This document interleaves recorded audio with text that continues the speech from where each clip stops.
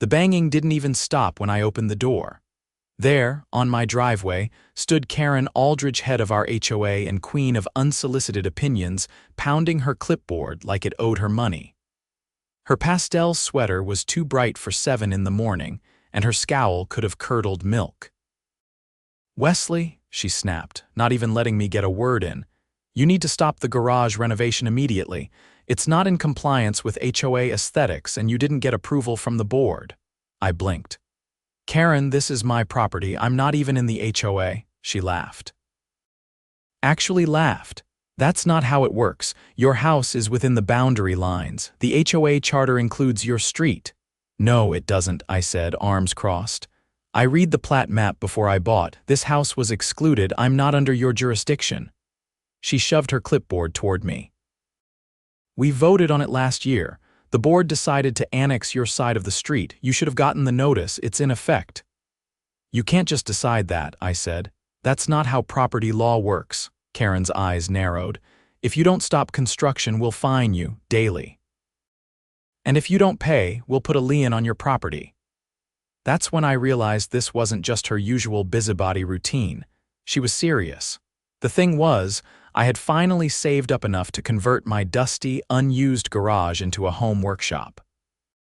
I'm a custom woodworker, been doing it for over 20 years, and I needed the space to take on bigger projects.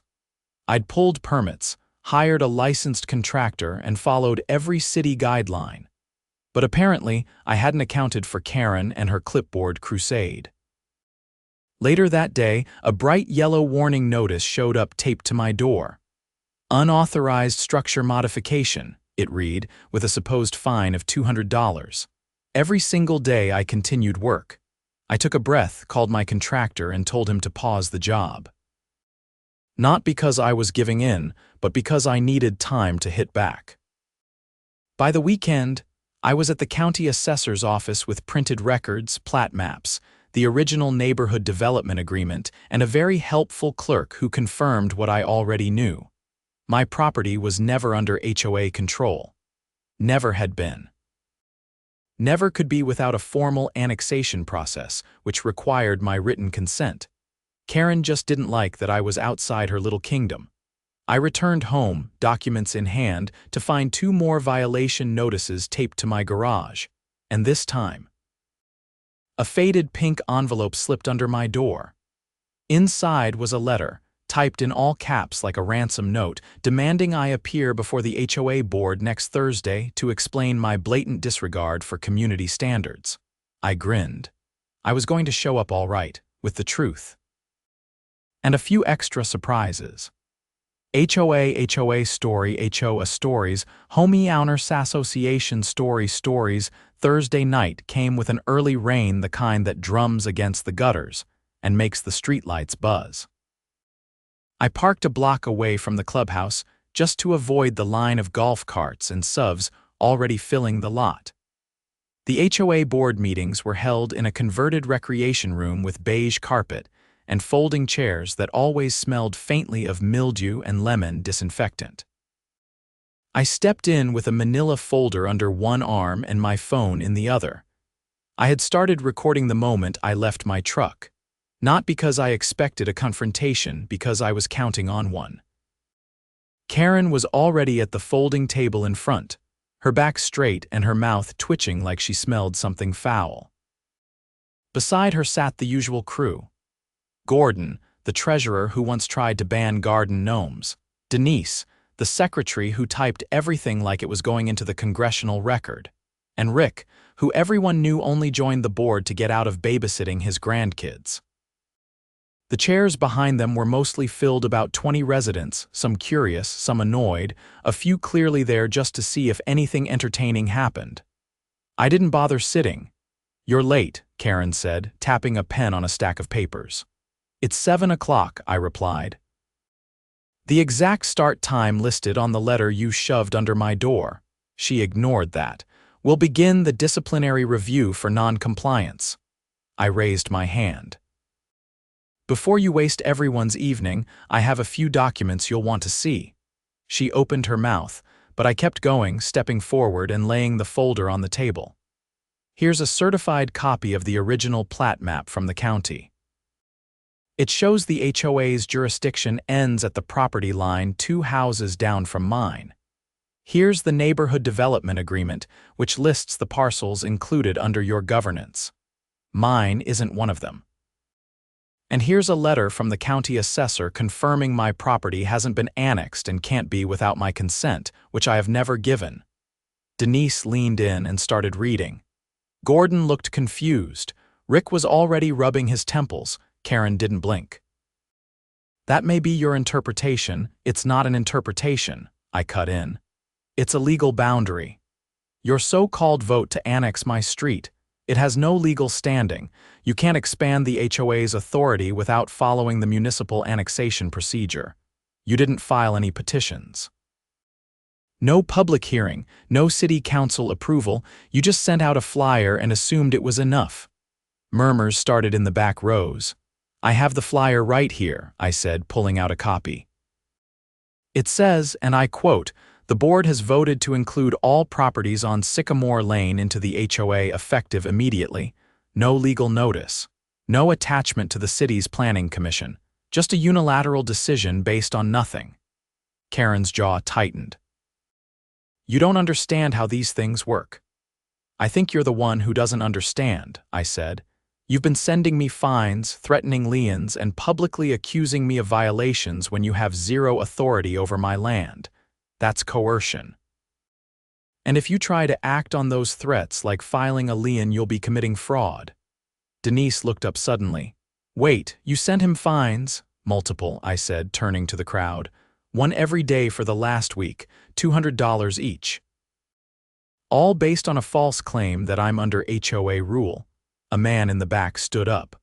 Hold on, are you saying she's been fining someone not even in the association?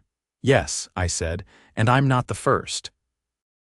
My neighbor across the street, Tom, got a letter last fall threatening legal action if he didn't repaint his garage door. He's not in the HOA either. Tom, seated 2 rows behind, lifted his hand. That's true. I painted it gray, got a notice claiming I'd violated community harmony standards. I ignored it, but now I'm wondering if I should have reported it. Things started unraveling faster than I expected. Gordon turned to Karren. You said we expanded the boundary with legal advice. You said it was handled. We had a consultant, she said, eyes darting, an HOA specialist. Who? I asked. What firm? Because I called the city attorney's office, they have no record of any boundary change requests or filings from this HOA. Nothing filed with the city planning department either. So unless this consultant is imaginary or working out of a van, I'd love to know who they are. Rick finally spoke. We need to pause this meeting. This is serious. Karren tried to gather her papers. We can reconvene in executive session. No, I said. We're not done. Because I also filed a complaint with the State Department of Consumer Affairs. They oversee HOA compliance. This board is now under review for fraudulent enforcement practices. She froze. And one more thing, I added, pulling out a final document. I've filed a police report for attempted extortion. You sent me letters threatening financial penalties for actions that you had no legal right to regulate. That's a crime. And if you don't believe me, ask the officer waiting outside. He's here to collect a statement. The door opened, as if on cue, and Officer Delgado stepped inside, looking around the room before nodding at me. I'll take that statement now, he said, his tone neutral but firm. The room went dead silent, Karren's face drained of color. This is a misunderstanding. No, Officer Delgado said, taking out a notepad. This is a potential criminal offense. I'll need to see copies of all communications you sent this gentleman, including any fines or threats of lien. I'll need time to gather. You've had time, I said. You've had more than a week to realize you were overstepping. Delgado gestured to the table. Let's start with the documents you have here.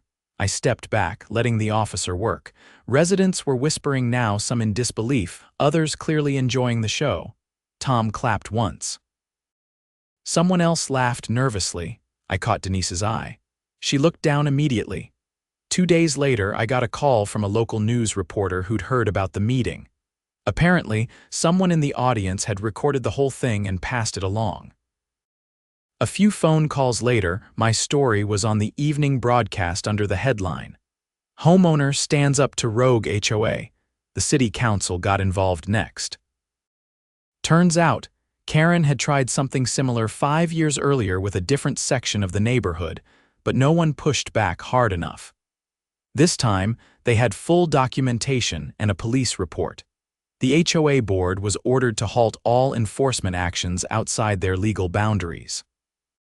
Fines were rescinded. Karren was removed by special vote less than a month later. Denise resigned quietly. Gordon claimed he'd been misled. Rick vanished from the next 3 meetings. A new board was elected, one that didn't pretend to be royalty over land they didn't own. As for me, I finished the garage renovation, built my workbenches, installed custom cabinets and a cedar tool wall I'd been dreaming of for years.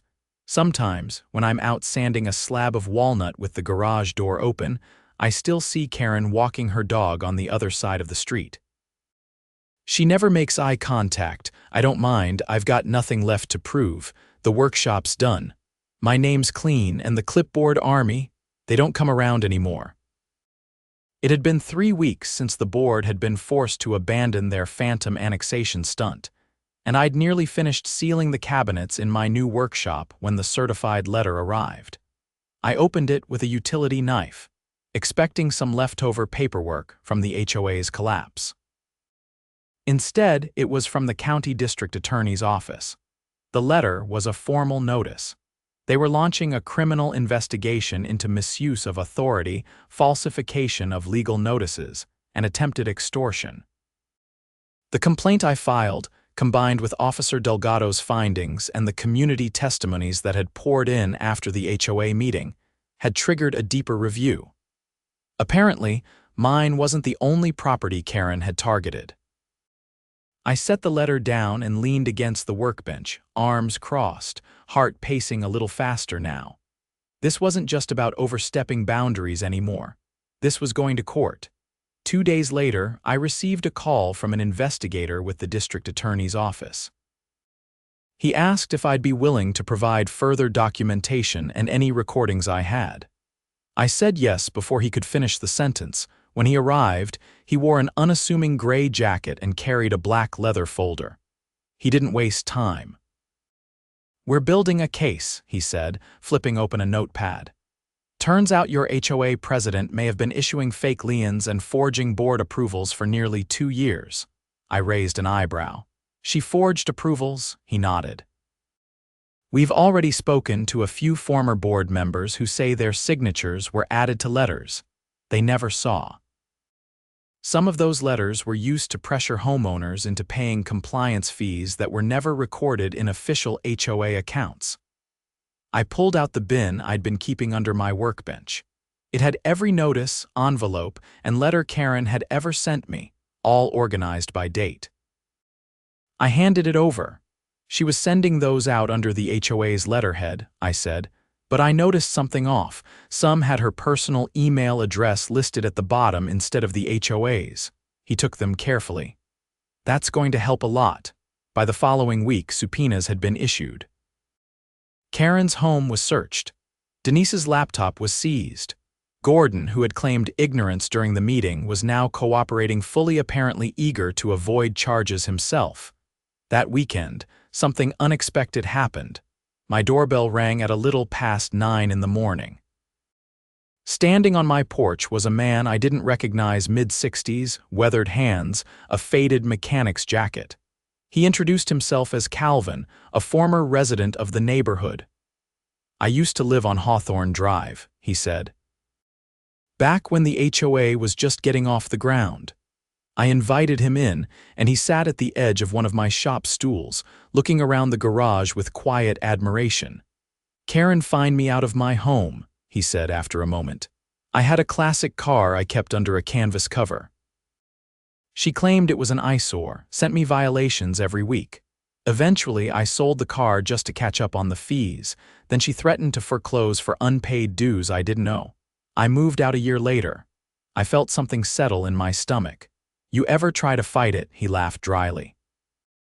Didn't have the means at the time, figured I'd let it go, but when I saw the news story, I thought maybe it was time to finally talk to someone.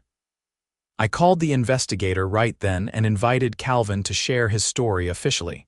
He agreed. It turned out there were more like him.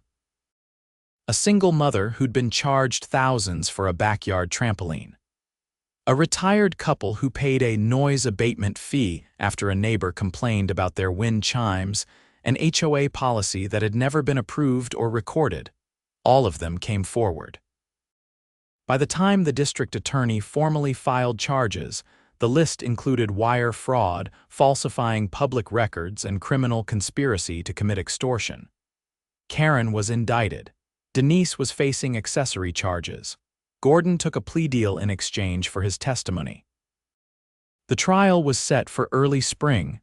I was asked to testify as a key witness.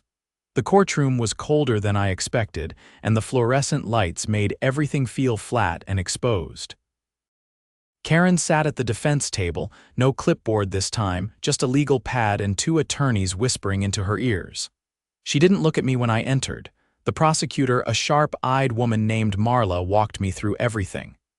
The notices, the forged vote, the fake fines.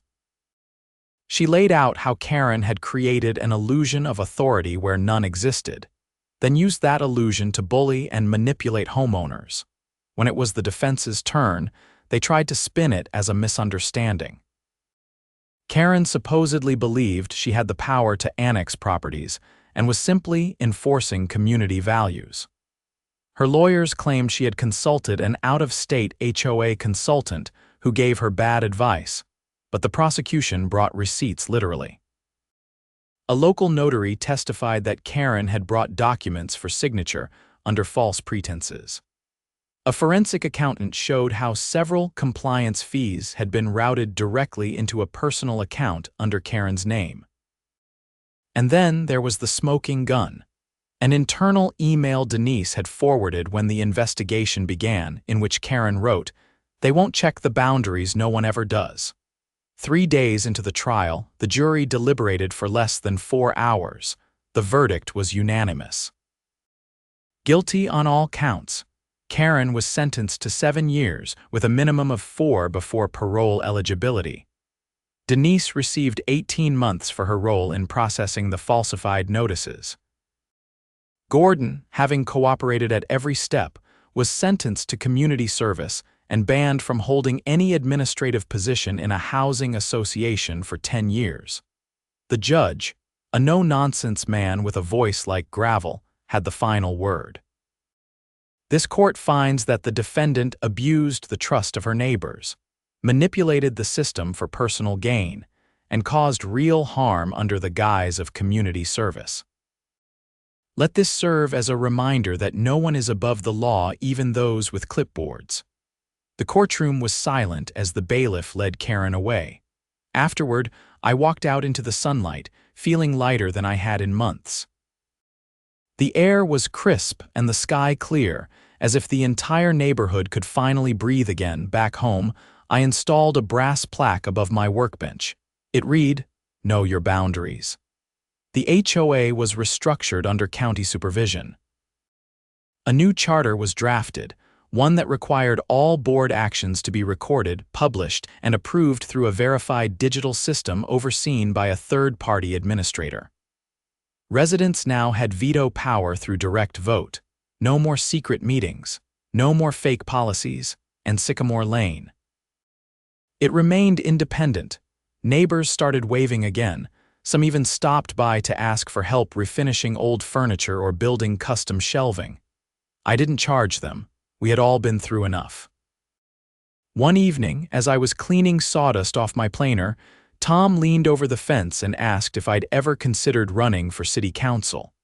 I laughed, told him I preferred things made of wood and nails, not politics. But I did agree to speak at a community workshop the next month, how to legally identify HOA overreach and what to do about it. It filled up in 2 days. Turns out, people had been waiting for someone to stand up.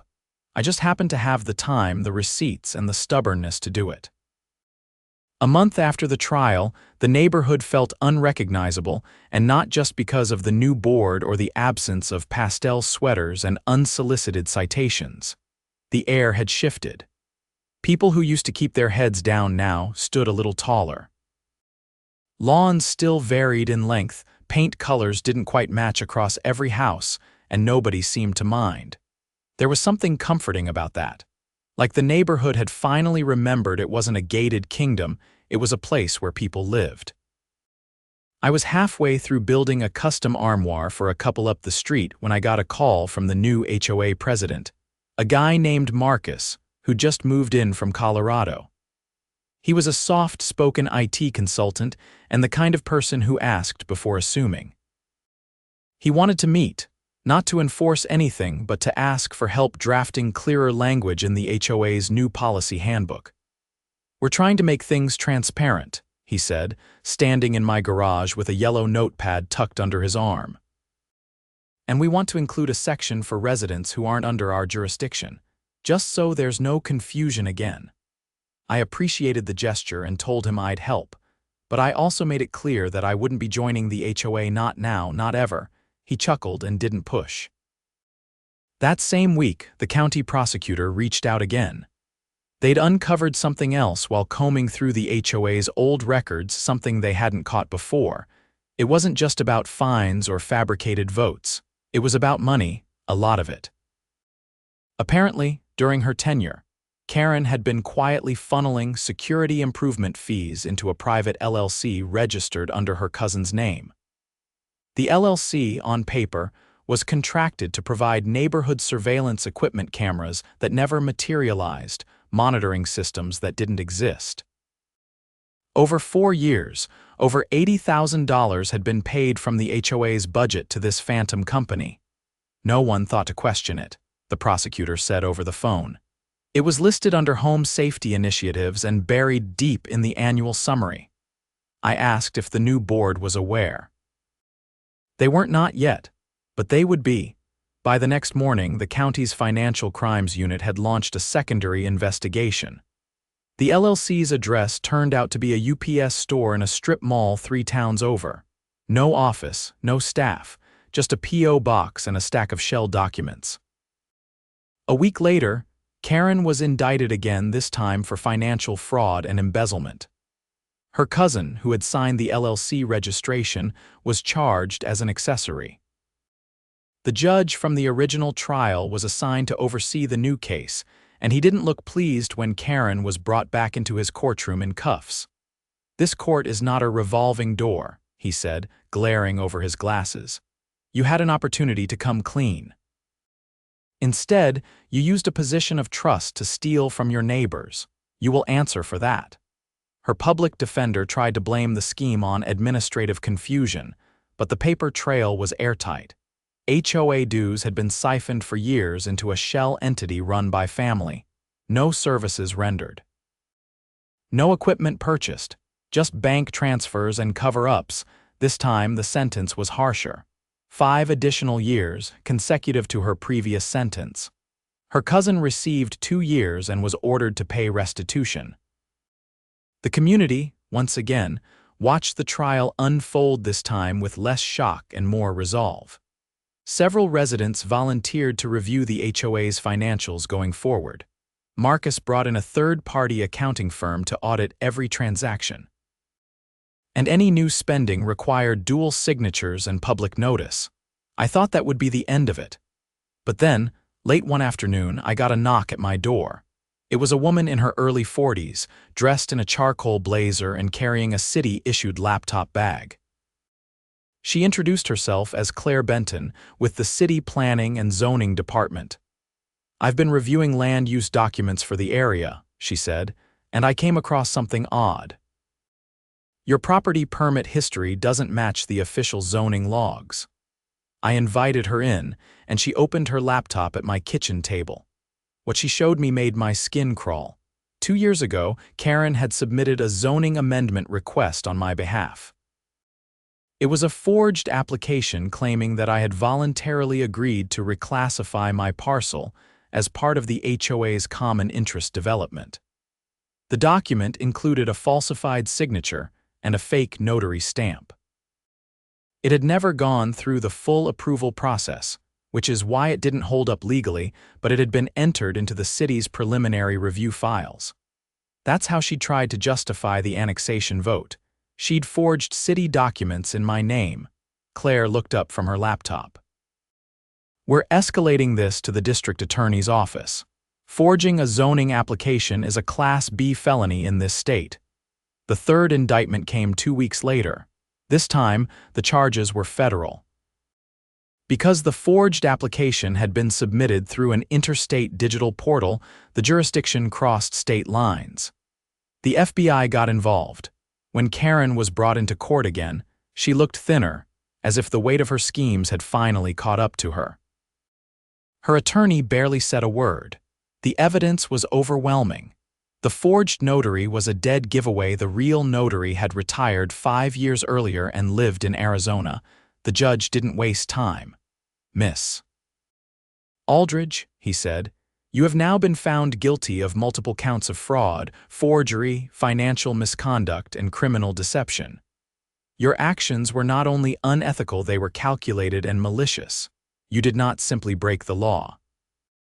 You eroded the public's trust in institutions designed to serve them.